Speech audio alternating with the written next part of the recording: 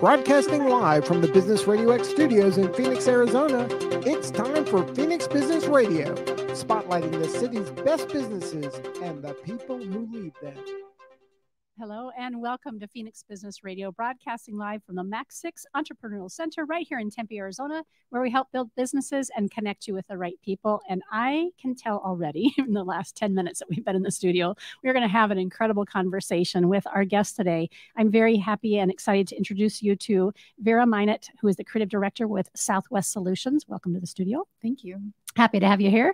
And Elena Joy Thurston, who is the owner of Elena Joy Experience. Welcome. Thank you so much. This will be great. Already, like we're laughing, we're giggling, we already have some private jokes going. It's going to be a fun conversation.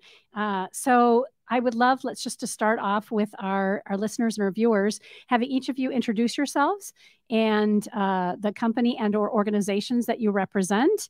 And then we'll go from there. Do you mind starting for us, Elena? I think you're the first point of contact when Daryl, our studio manager and producer, reached out to you on LinkedIn, I think. Yeah, that was a great message to receive. This is an exciting experience. I've done so much stage work. I've done a TED Talk. I've done keynotes. I've done so much. I've never done a live radio show. So this is a new one. We didn't cover that before we went live. Oh, now the pressure's on. Yes. That's great. Yeah. So my name is Elena Joy. My pronouns are she, her, and I run a consulting company for corporations to develop inclusive leadership within their organization. I'm also a founder of a nonprofit, and I'm a mom of 4 beautiful kids, and I'm based out of Queen Creek. The nonprofit is what? Pride and Joy Foundation. Our mission is to prevent suicide and homelessness in the LGBTQ+ community. We have so much to talk about. Do you have 3 hours blocked off for today's hour-long show? Thank you for the work that you're doing. We have many things to talk about and celebrate. And your, 4 kids range age-wise? Yes. So my youngest is 12. My oldest is 20. I've got 2 boys and 2 girls. I've got 28, 26, boy, girl, and then a 15-year-old still at home with me. Oh, so man. Lots of commonalities here. Yes. Very good. And Vera, let's start. Who are you first? And tell us about your company and then how the two of you are connected. So my name is Vera Minot. My pronouns are she, her, and I'm the creative director, part owner of Southwest Solutions. So we are a custom marketing materials agency in Tucson. I help businesses build their brand impact basically with intentionally curated materials. So like promotional products, apparel, executive gifts. And it's a lot of fun. And in the free time that I don't really have, I'm also the president of the Tucson LGBT Chamber of Commerce, which is how Elena Joy and I are connected. Met her through, I think, inviting you to be a program speaker actually for the chamber. Mm-hmm. And now Elena Joy serves on our advocacy committee and has been a returning speaker for us. And she's also an executive coach of mine. So we've got a lot of cross intersections. Yeah. Yes. Love it. We do that here at Business RadioX too. A lot of our clients who come and do their podcast with us also are clients of mine with my coaching practice and vice versa. They fill the holes that where I have needs too. I love that. It's community, right? That's how it really is. What is the saying? All boats rise with the tide or something like that. Something like that. I got it backwards. That's my We're with you. Yeah, thank you. Okay. So how long have you been, is it a director role for the LGBTQ chamber in Tucson? So I've been the president for a year. We're a volunteer run organization. So I've been involved on the board of directors since 2018. And this is my first year as president. No, wait, I'm in my second year as president. Time is meaningless. Right. And the months just fly by. So I spent a couple years as the vice president, and we are in the process of hiring an executive director, which would be really huge. Very good. And I believe we have an LGBTQ chamber here in the Metro Phoenix area. You do, run by Michael Mazzocco. And is there some alignment there? There's some synergy, or are you kind of? So we are both subsidiaries of the National Gay and Lesbian Chamber of Commerce. So we're related in that way. We get to see each other at conferences, but we serve different communities with different sets of values. So we try to work together as much as we can, but really it's like, just chatting peer to peer, because there's not a lot of crossover between Tucson and Phoenix, as you probably know. Yeah. Yes, I do. We're trying to help fill that void a little bit because we're all Arizona and proud to be Arizonans. Arizona, Local First Arizona. Thomas Bard does his show with us. I know he has a handful of podcasts. And Arizona Technology Council, same thing. Steve Zalster and I do that show together and have for years. And they both have big representation in the Tucson area. And so we're always working. How can we make that long stretch on the 10 feel a little bit closer? Teleportation would help. Yes. Yes. And Tucson, I haven't been there in a while. Tucson, the last maybe 5 or 6 years. How long have you been there? I actually was born and raised in Tucson. Oh, wow. I've moved away a couple times. I was living in Central Texas for about 5 years when I came back in 2018. And in the 5 years I was gone, it had changed tremendously. Right. So as it's a whole different city. Yes. I was going to say it as an outsider. And again, I'm not there very often. I'm happy to see someone who born and raised there say yes. And in really some great ways. Oh my gosh. Some great ways. I mean, there's always pros and cons, right? The more development and that comes in brings delicious restaurants and wonderful things to do, but the flip side of that is that gentrification also, usually forces BIPOC people out of their homes and rising rent prices, and so it's a complex problem, but the food is amazing. That's what it comes down to. And then there's the food, right? If we've got good food, we can make anything work. Possibly. All right. So let's talk about your work. You mentioned that you go into corporations and organizations and bring inclusive programming to them.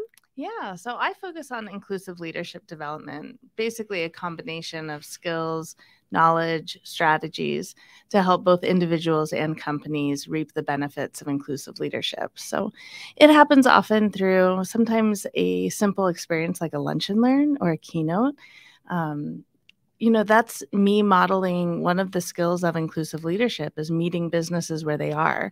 And sometimes that's the biggest step a business can take right now is a simple presentation or a lunch and learn, right? And then other times they're ready to take that next step, which usually looks like consulting. We do a systems audit, behavior audit, and then we're able to take some real steps towards that, developing that inclusive leadership and all the goodness that can come from it. Can you define inclusive leadership for us? How would you define that? Absolutely. I think I would go back to that. We mix knowledge with some skills, with some behavior change, and we're able to get some measurable results. I think a lot of times words like diversity, inclusion, equity, they can feel like buzzwords, a lot of fluff, not a lot of action there, right? Inclusive leadership is the way that we can measure the impact that we're making on a business through actual numbers, through actual increases in productivity, lower turnover rates, decreased safety incidences even. We can see a real impact both on the bottom line, as well as the culture, as well as our world when we invest in that kind of education. This seems like a no-brainer question for both of us, but why is that needed? Right? Well, we even talked about it before we went on air. I mean, some real examples. Why, from maybe the viewer or the listener, who runs their own company or is in a C-suite position and they're listening, why is inclusive leadership so necessary? And, making it transferable to these are the hard numbers so that it's visible and it's real and living. Absolutely. I think I'd love to answer that with a story. So I'm sure you've heard of Raytheon, right? Large tech company here in Arizona. In the early 2000s, they had a rock star of a leader that was running some really large projects in Southern Arizona. And these projects were critical to Raytheon's success at the time, as well as the economy of Arizona. And this leader went on, worked at the Department of Defense, did some amazing things.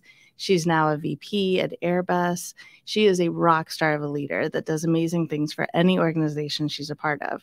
Now, let's take it back to the early 2000s when she was with Raytheon running those huge projects. At the time, Raytheon's competitor, Lockheed Martin, we've all heard of them as well, they were the ones that were getting the rock star talent. They had the bigger budgets. They had the sexier research projects. They were the one really attracting all the good talent. But this leader, Amanda Simpson, was with Raytheon, giving them a huge competitive edge at a time that they really needed it. Now, coincidentally, at that exact same time, Raytheon was making really intentional steps with their leadership to become trans-inclusive, including with their benefits. In response, Lockheed Martin decided to go the other direction. Now, spoiler alert, this rock star leader is trans, Miss Amanda Simpson. It was very easy for her to make a decision of where am I going to take my skills and my talents. And that gave Raytheon that competitive edge. And when companies decide that's not a road we're going to go down for a variety of reasons, that's what they're foregoing, is that competitive edge. I also think that when you're surrounded by people who are just yes people and agreeing with you, it's no better than talking to yourself. So from a really pragmatic perspective, having an inclusive approach in business, it just makes more sense. You make better decisions when you have more perspectives helping you inform your decision making. You get more nuanced answers. And I think, how can you say no to that? Right? Yeah, we really increase our innovation. Yeah. We increase our productivity. We increase so many things that affect the bottom line in very real ways when we're able to develop these skills. Starting with, as you said, safety. To me, I'm kind of seeing Maslow's hierarchy in my mind as we're talking about this. If employees and stakeholders, clients, customers, vendors, whatever, don't feel safe and can't even express why or how, then everything else above that stops, right? Absolutely. Or at least is held really tight, and the growth and that innovation can't be there. And one of my favorite ways to explain that makes it really simple to see is this really great analogy. Let's take two families, family A and family B. So with family A, let's say they have all the resources in the world for the one child that they have. They've got coaches, they've got tutors, they've got organic food, they've got a great family network, they've got all these assets. Family B, none of those assets for their one kid, none of them. But in family A, it's not safe to question. It's not safe to think outside the box. It's not safe to reach and fail. In family B, with none of those assets, they have a huge amount of safety. We can stretch, we can try, we can fail. We've got your back. It's always going to be okay. Question anything you want because I'm not going to take it personally, right? That's psychological safety. Now, I always ask my audiences, what family are you going to bet on? What kid is going to go farther? The one with all the assets or the one with psychological safety? And then we take that to business. If these were two different businesses in the same industry, which one would you bet on? It's interesting. I know a couple of families who are very close to me, and the way in which they parent even two different children within that family, one is offered psychological safety and the other is not. And it breaks my heart. Yeah. So again, this conversation around how do we show up to offer, I don't know what the right word is, compassion and just basic rights. Does it come down to having those conversations with organizations and the leadership team? Do you start there and you build from there? Oftentimes we have to get to the root of inclusion as being able to be inclusive of ourselves. So oftentimes when we have a leadership team that's struggling with authentic inclusion, they're struggling with bringing their whole selves to the table. So true. Yeah. So agree. Yes. I mean, but you can't do it without the leaders. Like the leaders have to be on board. I mean, grassroots inclusion from the bottom is amazing. It's beautiful, but ultimately, I think the best approach is a little bit of both. Yes. An Oreo of inclusivity. Yeah. And if a leader isn't willing to take a look at themselves, then of course it's going to stop at there's a limit. The inclusive, I can't say that word, is going to be limited and stop at some point. Yeah. Yeah. To your note about safety, I think it's also important to reflect on, it's not just the safety of the employees and the clients. You're a mom, you have children who might identify now or later as LGBTQ, for example. You're going to worry about them, So the landscape, you got to think about everything regarding your employees' well-being. What's on their mind? What's impacting their productivity today? Are they worried about their kid's safety? Is their kid a drag performer just wanting to have some fun at a performance this weekend and they're nervous about it? So safety, I think, impacts us all. Absolutely. When we're looking at the numbers, we're looking at Gen's. So I'm a young Gen Xer. So we're identifying. Thanks for throwing that in there. Right. As if I'm not. You are. No, I'm not. Go ahead. So Gen X is identifying as LGBTQ right around 8 to 10%, depending on what survey you're looking at. The millennials are identifying between 12 and 15%, again, looking at surveys. Gen Z, the most conservative survey you'll find will have them identifying at 24%. I have a more inclusive survey that they are identifying in the UK at 33% and in the US at 32%. So we're looking at 1 in 3 of our future workforce, of our future market, identifying not heterosexual. So are our workplaces prepared for that? Are our Gen X leaders prepared for that? And are the boomers, which is where I sit, right on that cusp. And we know that at least my age range and beyond is less comfortable around these conversations. And I'm grateful that there are a lot of folks who come through the Phoenix Business Radio X who are saying, even Daryl, our producer, said earlier before we went on air, you know, I don't always know the right things to say. I said the same thing. And yet I want to learn. And I said the same thing to you. Correct me when I'm wrong. It's funny because Daryl and I we go to several networking events, chamber events and larger events that are held through the state that are obviously business related. And it always frustrates he and I when we're sitting somewhere in either the back of the room or a table where we're sponsoring. And somebody in the front is talking about their initiatives. And oftentimes it involves inclusivity. And we look around the room and we're not seeing any diversity. Yeah. And so I'd love to have us talk about that for, again, our viewers and our listeners. I remember one time in particular, it's something that we care very deeply about and is a great leader. And they were talking about the initiative, and I think it was beginning of 2022, and inclusivity and reaching out and all these things. And everybody looked like this middle-aged Caucasian man, except for Daryl and I, basically, and just a handful of people plunked here and there.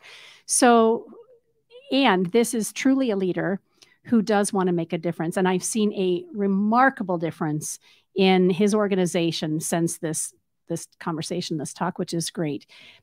How do you help people who don't even know where to start, and maybe coming with some bias? Either they're aware of their bias or they're not aware. And how do you help them start opening up their doors a little bit more to becoming more, I'm going to use the word evolved. And the reason why I'm asking that is I remember having conversations, not with this particular person, other people who and I've said, have you looked at who comes to your meetings? And are you aware that you all look the same? Their response to me is, well, we don't know anybody. Right? Yeah. And I think that's the first place to start. Like, everybody I know and I run with and I work with looks, feels, and talks the same way. So how do we? I know that's a big thing that I've just put out there. How do we help step out of our own little neighborhood or our own little world so that we can be more insightful and more inclusive? I think I'll answer that first from like a private perspective, and then maybe you can answer how the LGBT kind of advises companies that bring that question to the table, the chamber. So I would say one of the first things we do, it's a breadth of perspective, right? And I like to divide it into, let's do some inner work, right, around self-awareness, around some unconscious bias. And frankly, that phrase is heading out the window because we're now expected to be conscious of our biases, right? Evolved human beings, leaders are expected to start to be conscious of what's going on within them and how it might be affecting the people that they work with, their family members, et cetera. And then we can also look at systems. So, for example, when I'm working with companies, we're looking at their systems. We're looking at what kind of relationships do you have in the community? Do you belong to the Black Chamber of Commerce, the Hispanic Chamber of Commerce, the LGBT Chamber of Commerce, right?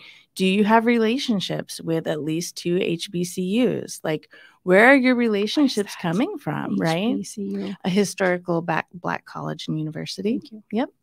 So there's like when we just step up from there and we really take a look at what we're often seeing is companies are able to attract some diverse talent in the lower ranks, I'm going to say, and not so much in the higher ranks. And that's when we start to look at how inclusive is your professional development, because that is usually a program where employees are able to kind of stretch and flex and show that they've got initiative and they can do these things. But oftentimes those programs are geared towards people with privilege. And so that's where we can see a pipeline that's not flowing all the way up to the top if we have a bottleneck at the professional development level. Thank you. Yeah, just some thoughts. What do you think, Vera? I don't know. I mean, I think there's so many answers. I'll say what we at the Chamber do, and this also echoes how I approach it personally. I think it's really important to make a safe space for, this is obviously specifically within the LGBTQ realm, to make a safe space for allies to come be near queer people. Whoa. Like, hey, allies, come hang out with us so you can start to see that we're just normal people. Yeah. Like, we're just normal, lovely businesses with some different perspectives and different approaches. And it's been really powerful because I think you can't, I don't know, in my life experience so far, you can't force somebody to open their mind. You have to encourage them gently over time, sometimes less gently. We have to meet them where they are. And over and over again, as long as they're willing. Yeah. Right? Yeah. As long as we had an incredible presentation last year by a professor at the U of A, Dr. Katina Sawyer. She's an ally, but she has dedicated her entire life to studying the LGBTQ experience in the workplace. So she came and talked to us, and she said that her research shows that one of the best things that allies can do is just be humble and be willing to learn and be willing to say sorry and move on and keep learning. And so at the Chamber, we really honor that by, we're never going to turn an ally away. We're never going to treat, unless they're a jerk, let's be real. We have done that before, actually. That's not an ally, right? That's an adversary. We're like, get out. This is a safe space. Yeah. But that's how we approach it, is by giving people the space to grow in the way that I believe people will grow. If you give them the safe space, I think that evolution is almost inevitable. Not entirely. You got to educate them a little bit, but yeah. And I think you brought up a really good point earlier. A lot of what I hear from my clients are, I want to say the right thing. I have no idea what the right thing is. And I have no idea if what comes out of my mouth is going to offend someone, hurt someone, harm someone, right? And so when we can empower people who are willing to learn with the language, the context, the tools, to be able to speak up and make the impact that they want to make, that is going a long way towards creating that psychological safety. Yeah, be willing to fail forward in the effort of learning and education. You had said it a minute ago. The just tools be humble enough. That was strange. Be humble enough to say, I really don't know, and I'm willing to fail forward. I'm willing to have those embarrassing moments or those moments where someone holds me accountable. Tucson LGBTQ Chamber has a motto: inclusive business is good business. I think we've kind of surfaced around why that's an important motto. Is there anything else you want to specifically say to that? I mean, I think it's interesting to reflect on. There's statistics say that there's 1.4 million LGBT owned businesses in the US. 1.4 contributing, I think it's over $1.4 trillion annually to the economy. It's a bananas amount of money. So for us, the motto inclusive business is good business. There's two approaches. We believe it's obviously the right thing to do. It's the right side of history. Like, queer people, trans people, we're not going anywhere. We've been here all along. Get on board. Like, let's all move past this. But also look at the rainbow dollars. Oh my gosh, that impact is huge. So, and that's just the businesses that are LGBTQ owned. When you think about what queer and trans people bring to the workforce, and also as consumers, the buying power, wow, you'd be really short-sighted to not be on board the motto of inclusive business is good business. Yeah, the numbers prove it out. The numbers Yeah. prove that when we develop authentic inclusion in our companies, we have the increased productivity. We have the lower turnover costs. Like, we have a larger pool of talent to pull from. And that's what companies need if they want to be here 5 years from now, 10 years from now. They need a larger market share. They need a larger pool of talent. And if we're not being inclusive, we are not going to have access to those, given who Gen Z is, given who the millennials are. They are driving the economy. They're driving where they're spending their dollars, which is fantastic. Really We've had these conversations. We've talked about the division between races and ethnic backgrounds. So I'm happy to see that we continue to be more inclusive all the way around, right? We've had conversations with the Women on Board initiative, having more women show up on advisory and governing boards. And so, yes, you cannot, you said it earlier, you cannot bury your head in the sand any longer and claim, I don't know, I didn't know, because yeah, just can't do that now. It is the reality that's out there. And what's fascinating, I feel like, is, anyone looking at me, I know this is a radio show, but anyone looking at me. There's also video right now on LinkedIn, just so you know. Right? No one looking at me thinks, there's a lesbian, there's a woman from a marginalized community, right? Like, my diversity, like many people, is not an obvious, visible diversity, and that's okay. And so that's kind of my secret sauce that I can bring to the table of, you might have way more diversity in the room than you're even aware of. And there are people that are not bringing their whole selves to the table. So if we can just make the impact that's in this room of allowing everyone to come to the table with all of their identities, you right there, it's not even, you don't even have to attract other talent that's outside. Like, actually being authentically inclusive of who's in the room gives you a step up and an edge over other companies. I'm thinking of neurodiversity as well. I've just got out of 3 years of traumatic experiences in my life. And I always use the phrase, I've been trying to find my way out of a paper bag. And I finally, the fog lifted around Christmas time after, doing a bunch of different things around self-care. And I'm far more careful about my teammates, vendors, again, stakeholders, friends, and other committees and organizations that, again, to your point, may show up, appearing more average than other people, and yet we all are quite unique. That's right. There could be a multitude of different things that have us feeling separate. And here's the real challenge: how can we be accepting of that we're a little different or a lot different and not feel shame about it?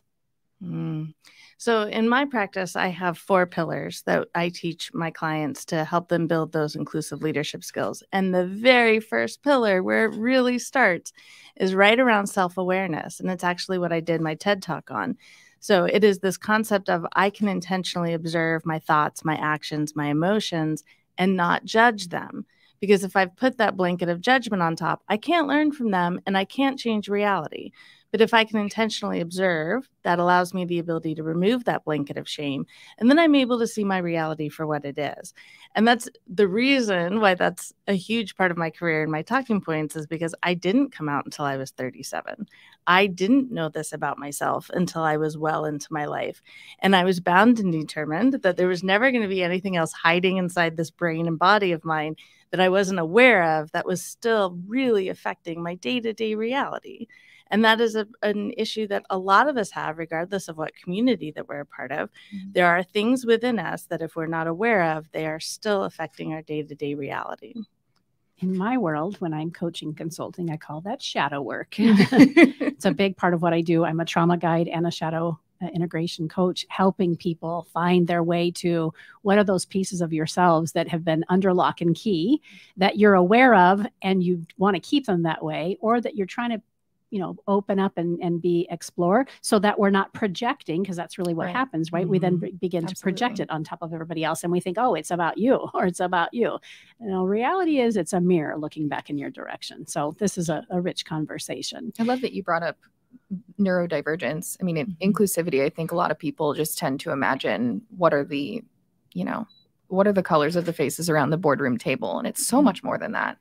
It's more than sexuality. It is also things like neurodivergence. It's also, making space for people in the office to I've been doing a lot of reading because of the Game Burr. I'm like, how do we give people practical tips and tricks of how to be inclusive in their businesses? And one of the things I recently saw was like, make space for introverts. Yes. You can't, and something as simple as that, we write off introversion versus extroversion as, you know, something barely more important than a 17 magazine quiz, dating myself right now.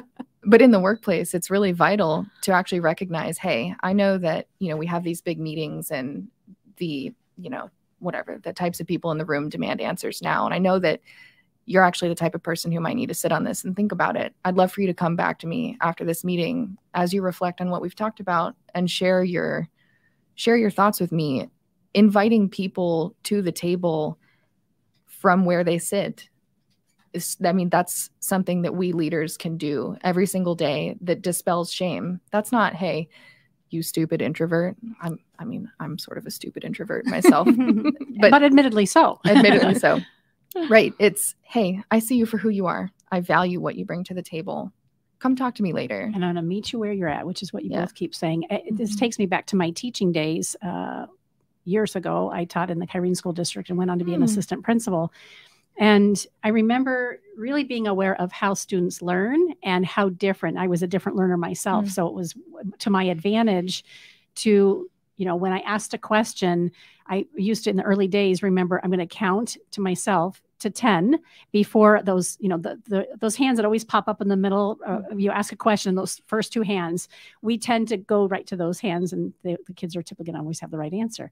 I taught myself to count to 10, and lo and behold, in that awkward, pregnant silence, all the hands just about would be popping up, because kids and adults, we all show up a little bit differently. We need a little bit more time to make sense of things. So those life skills and leadership skills definitely transfer into the workplace and into the communities where we're being kind and patient and understanding of each other. Not everybody is a cookie cutter, even though, you know, some people still wish that it were that case. Right.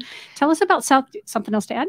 Well, I was just thinking about how, especially you as an educator, you knew that if a child wasn't feeling safe, they couldn't learn. Right. They could not learn. Our brains will not take in new information if our nervous systems are dysregulated. I mean, and if we're going to like there's a lot of issues in education right now about the fact that we haven't addressed the trauma of the pandemic, but we're still expecting these kids to learn when the same way we were teaching them, which wasn't great to begin with. No, anyway. Right.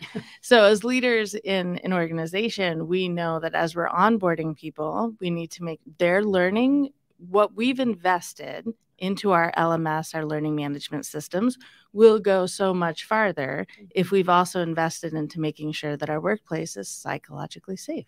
One of the things I sometimes struggle with as a business leader is I want to make space for folks who have, you know, learning differences or processing differences or whatever. What about when and I'm curious actually both of your thoughts, what about when they haven't done that work themselves? Most people haven't. Right. And most people haven't.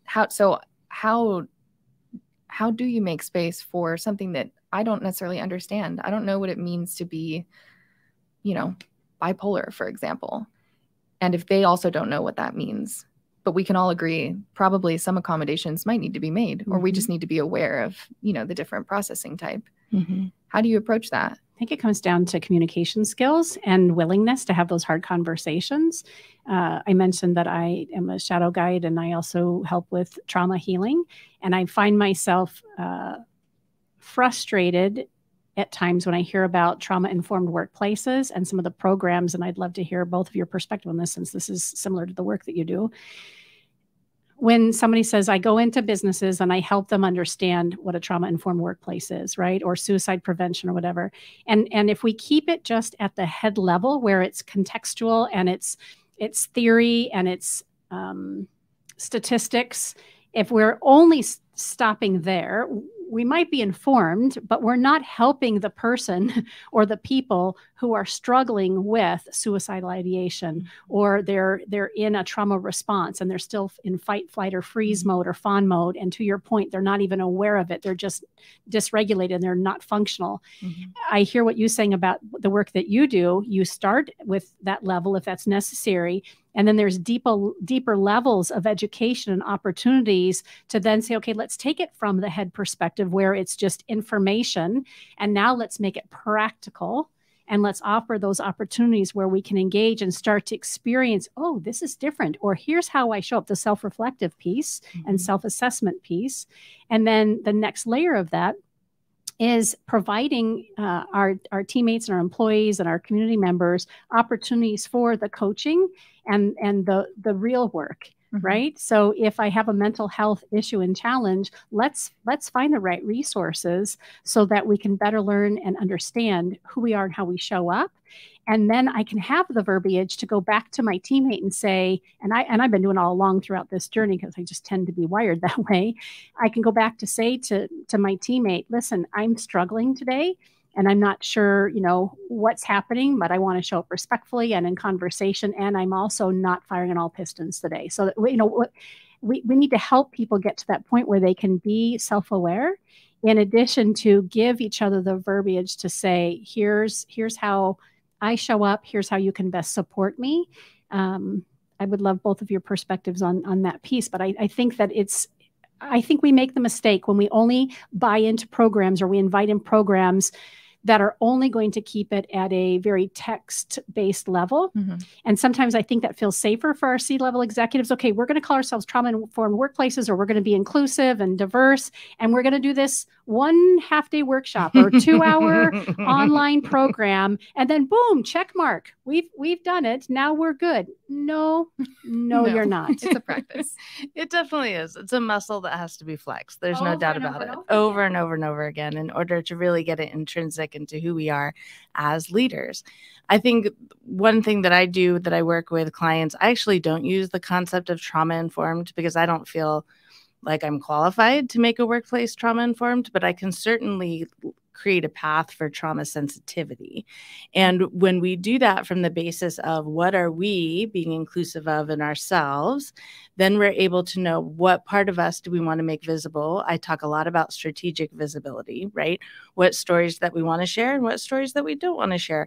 But we learn how to be strategically vulnerable with our teams, which creates a safe space for them to be vulnerable with us as well. And that creates that trauma sensitive environment. And I'll give an example.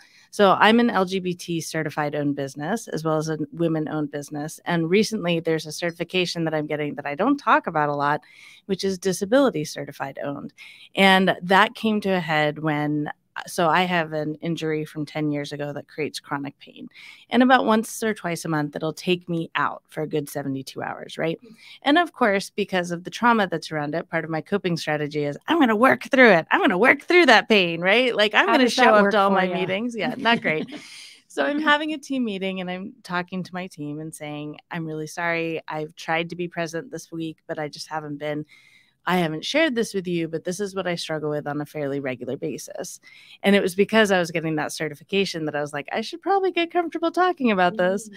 And so there I am with my team, and come to find out after I've been shared this strategically vulnerable part of myself, my team was able to respond with, okay, well, I've never told you, but I deal with this, right? And so it opened up this really safe spot where then I didn't have to bring in some outside educator. What I could do is genuinely and authentically ask them, what are the best ways that I can show up for you? And here are the best ways that you can show up for me. It doesn't have to be an ego thing or pride thing or even a humility thing, because this is just us being self-aware and inclusive. And in community. Absolutely. Yeah. And then you take a step back and you have to think about how are the policies of the company supporting people's individual growth. One of the things that we at SWS did last year was we made mental health appointments not count against people's PTO. I mean, there's plenty of what's the word I'm looking for?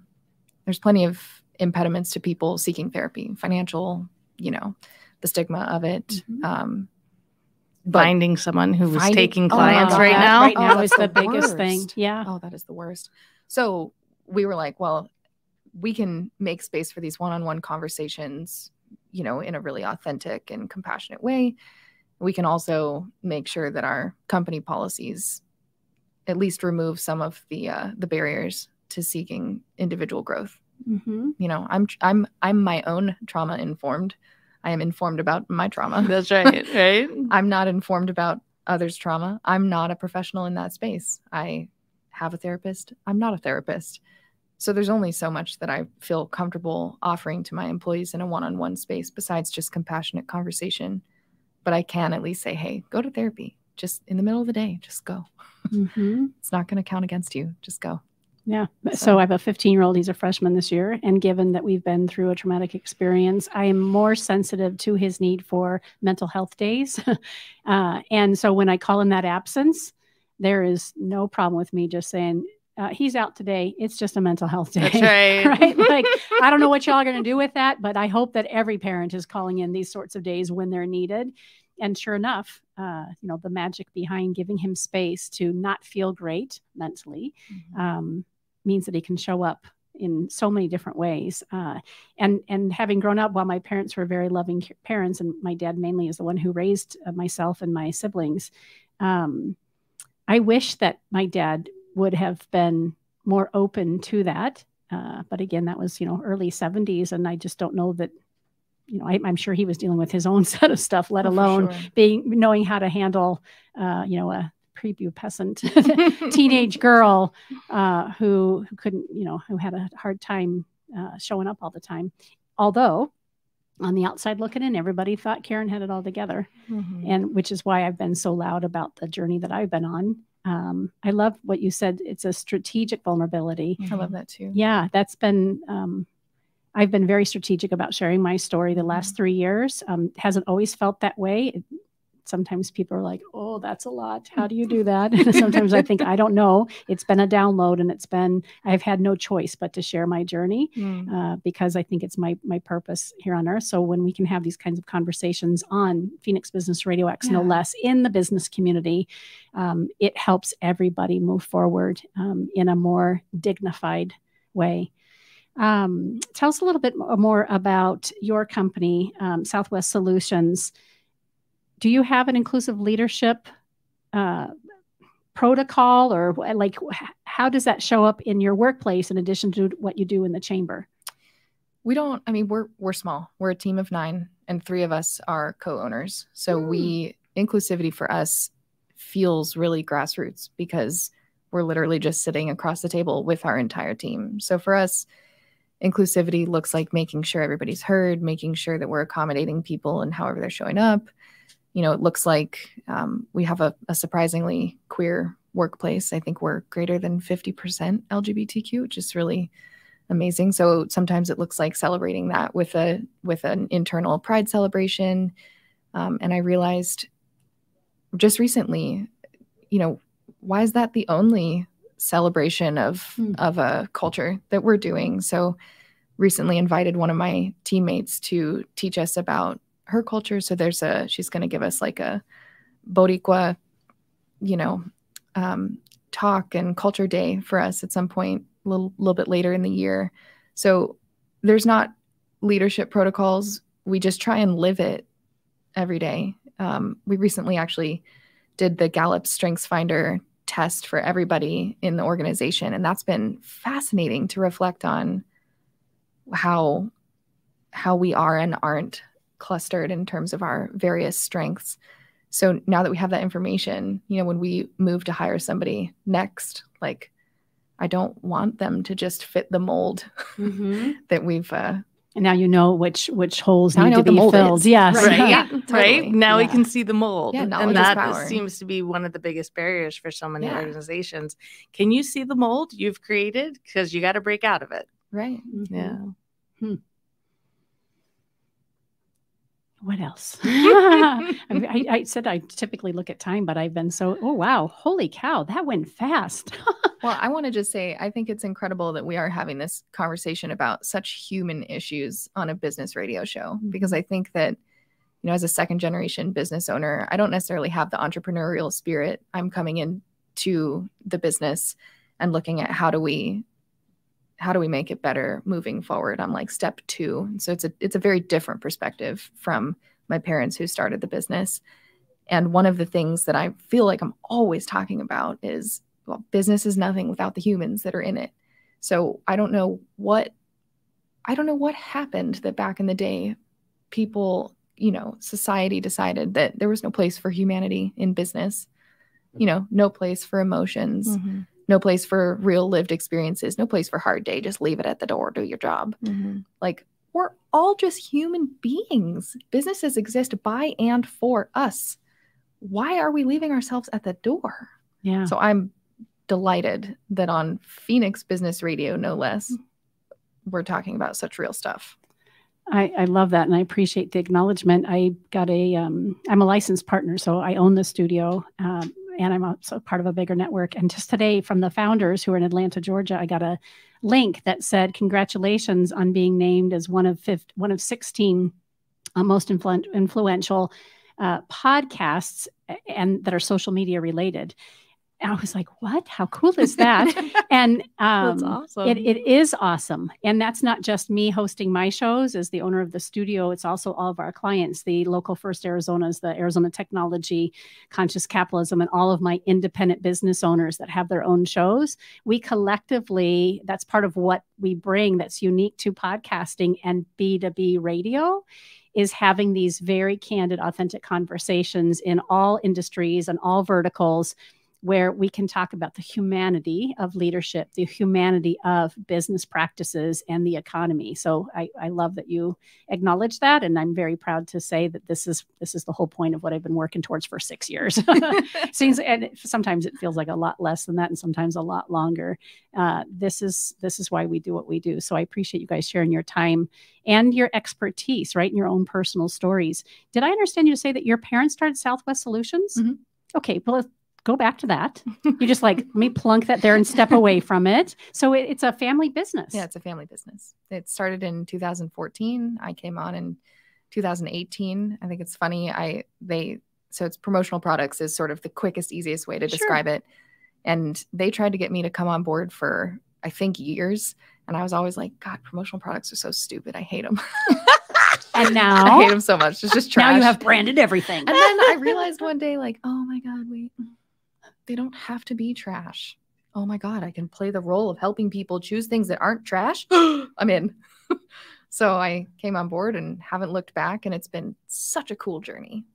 It has been really wonderful. What is there a sweet spot client or type of business that you all enjoy working with the most, or is the best fit? Or are you really open to all sizes and different types of businesses? I mean, clearly they have to be cool people. I got that part. They have to be extremely rad humans. Done. Period. I think I don't have time to convince somebody of the value of keeping their brand top of mind. I need somebody who already gets that. They need to, I see a mug right in front of me that has Business Radio that X you on get it. to take home today. Both of you have your own personal mug. Yeah, so I love working with people who already get that basic value, because then we can talk about how to be even better. Because there's, the bare minimum. I want to take people up beyond the bare minimum. How to be more intentional. How to bring all of this human everything, the interaction of, hey, I got this mug for you. This isn't just about the mug. This is about the human moment where we make eye contact and I give this gift to you. How cool is that? So cool. That's all needs to be a part of the conversation. So, but you can't have that conversation with somebody who's like, I don't want to spend the money. I want to spend $0. Yeah, I I don't get it. I understand. have $10 and need 1,000 things tomorrow. I'm like, oh God. Yeah. That's not your ideal client. That's not my ideal client. That's a beautiful way to explain who you're willing to work with. It's perfect. How about with Elena Joy Experience? Who's the best fit for you guys? Who I love working with are organizations who are aware, I think similar, not just like aware of their branding and the importance of it, but aware of, we know we have room to improve, but we don't know how. And we know there's some barriers, whether within certain people or stakeholders, whoever it might be. And we want to approach these barriers, and we just need someone to help us figure out how to do that. I think those are the clients that I just adore working with. And one thing that I've seen a really huge trend with is that we have Gen X leaders who really do consider themselves allies. And they have been hiring Gen Z staff who in the last 3 to 5 years have been embracing other pronouns and embracing a gender non-conforming change. And these older leaders who really consider themselves allies are struggling with that. They're struggling to understand how, if you were born a woman and you identify as non-binary or trans, how is that not turning your back on womanhood? Right? There's a really fascinating conversation that we can have there without shame, without anger, without being defensive, without being in someone's face, right?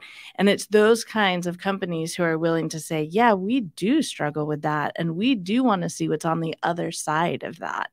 Those are the conversations and companies that are so fun to work with. Well, and I have to give you a shout out because I've seen you interact with groups of, all kinds of different people, and Elena Joy has really, I think it's your superpower, your ability to use the language that is going to land with the person that you're talking to. I mean, it's kind of like code switching. Maybe you call it code switching even. You code switch like a boss. And it's not sugarcoating. I don't hear you saying it's sugarcoating. No, it's being able to meet them where they're at, which is what you said earlier. Without sacrificing the integrity of the message, you can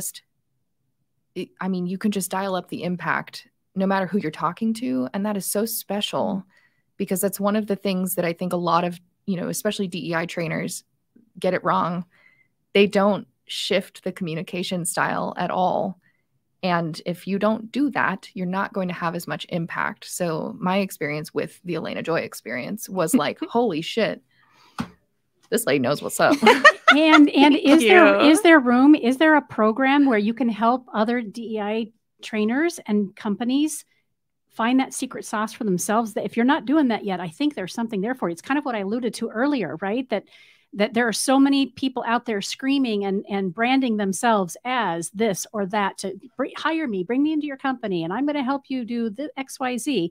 It's a lot like the coaching industry, right? Yes. Where anybody can hang a shingle and say, I'm this, and come to me for this information, or even marketing and branding for that matter. How do we weed through the stuff that stays here and only gets us so far to really find the people who bring depth and real cellular change, not only at an embodied change, but also embodied within an organization and the synergy of that.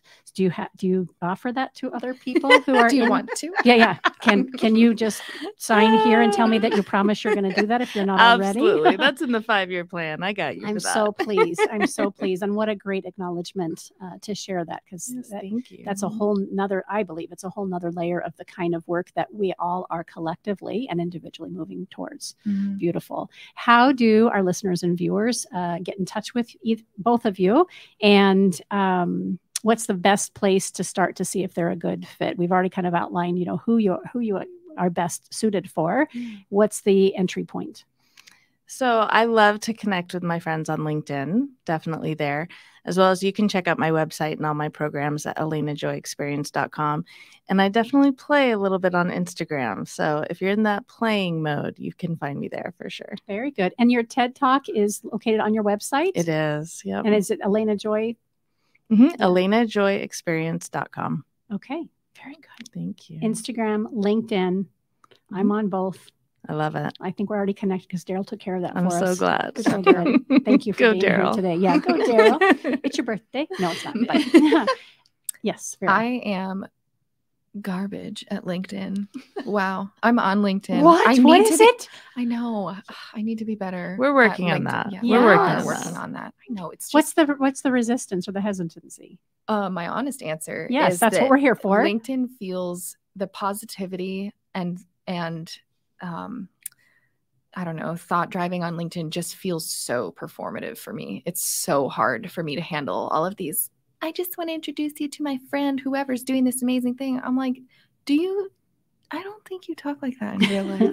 Oh, they might. And they might. They might. But when you see everybody doing it and sort of finding a mold and fitting it, it's just hard for me to understand that landscape in an intuitive way. We talk about this a lot. It doesn't feel authentic, so I don't know how to engage in that. Gotcha. And it's a really good resource that I'm on. And could I offer a thought? Happily, please. So like Instagram, TikTok, and Facebook, LinkedIn begins to understand and know what you like to see more of. And you can let it know that through the way you're engaging in comments, in addition to the articles and posts that you put up. And so lo and behold, and I'm not great about LinkedIn either. for me, it's a matter of time and how too. much love I get from Yes. Facebook and Instagram. I'm like, oh, they love me. I'll stay here. Absolutely. And treat it like those other social media things, which I haven't heard yet if you're on the others. And you will begin to see the things that you want in your feed. I find people when they talk about social media and they don't like certain aspects of it, you get to sit at the control, at the helm of that helicopter, and you get to say, don't like this, like this. Now we can get into trouble with that too, right? The echo chamber. Yes, because then we become very polarized. It's true. So we have to take responsibility for that as well. That's part of why we're in the situation that we're in some of the ugliness that we're experiencing. Gosh, no kidding. And at the same time, if I want rainbows and lollipops, I can let my social media feed, please just show me mostly rainbows and lollipops, and I'm not going to see all the other stuff. I mean, I prefer rainbows and lollipops over doom scrolling personally. Correct. Yes. So I am on LinkedIn, and I can be reached on LinkedIn. And you're going to get more effective on and it. I'm going to message you back on LinkedIn. That'll be my first thing that I do. And Daryl will respond. It'll actually be Daryl. Thank you. Daryl will let me know that we're connected. I'm also on Instagram. My company is SWS Tucson, and we're on Facebook, but that is I'm least reliable on Facebook. So that is really just there for the boomers who like to see what we're up to. for me and my crowd still hanging out on Facebook. Yeah. I think my tombstone might say that something still about hanging out. Still on Facebook. That's funny. And I won't let them take it to, when obviously someone has passed on and they change that. I'll just need to keep it active and alive well beyond my time on here Facebook on Earth. In perpetuity. Right. Okay. I hope my kids are listening because that's what it's going to say. Ridiculous. All right. And then the website is SWSTucson.com. SWSTucson.com. Yeah. And then connecting with the Gamer is The really Gamer. The Gamer. You're now springing that in. I know. You're using The that, and it's Tucson 1158. LGBT Chamber of Commerce. It's just a big mouthful, so we all lovingly call it the Gamer. The Gamer, baby. Yeah, the Gamer. Come to the Gamer. It's GAMBER. GAY. Sorry. Yeah. .com. Queermber didn't work. No, but we tried out other ones. But Gamer's the best. And that's Tucson's? It's Tucson's. Well the done, Gamer. you. So our Instagram handle is our acronym, which is TLGBTCC. We really just need to change it to the Gamer. I think so. I know a guy. Do you have your list here? Here's a pen. Just all your action items. I'm the guy.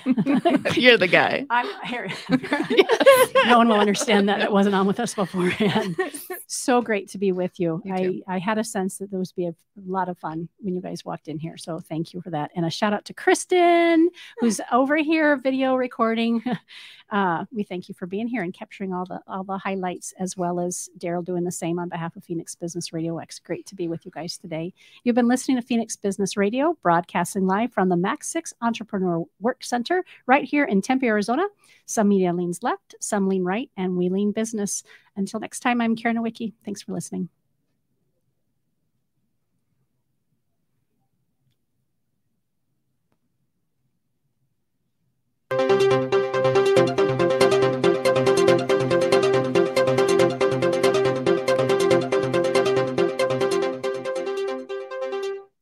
You want to protect that hairdo, but you got to put that back on for some photos. Oh. Sorry, Daryl. You're not right.